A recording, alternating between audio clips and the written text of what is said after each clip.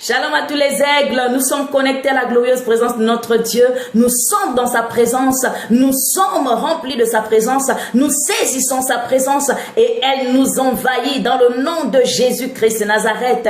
Dans ce nouveau numéro de Né pour vaincre, je voudrais te parler de l'œuvre de tes mains, alléluia.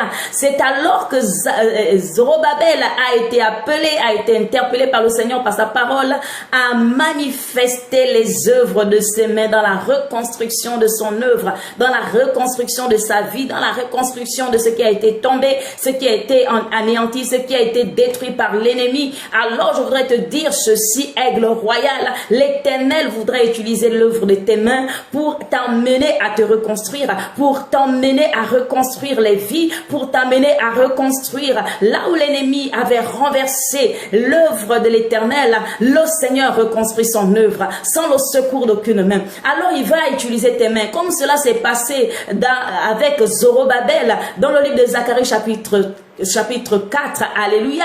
La parole déclare dans le verset 10, je voudrais que nous lisons ensemble Zacharie chapitre 4, le verset 10.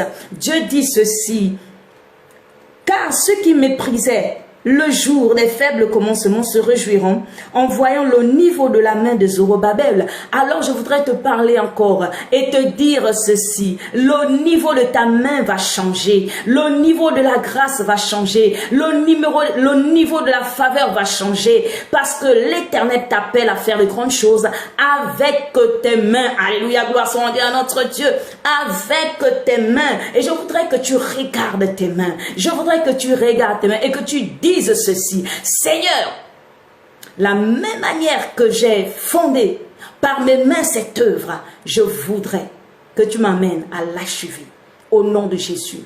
Quelles que soient les programmations de mort, quelles que soient les programmations d'échec, je voudrais que tu le dises avec moi, nul et sans effet, au nom suprême de Jésus. Alors il y avait ceux qui méprisaient ce jour où Zorobabel était affaibli, où Zorobabel n'avait plus d'espoir, ne savait plus quoi faire. Les hommes ont tendance à mépriser. Lorsque les hommes se lèvent afin de reconstruire, ils méprisent tes commencements faibles, ils méprisent ta vision, ils méprisent tes capacités. Alléluia. Je voudrais que tu ne te focalises pas dans le mépris de ces hommes. Je voudrais que tu ne te focalises pas dans les temps de faiblesse.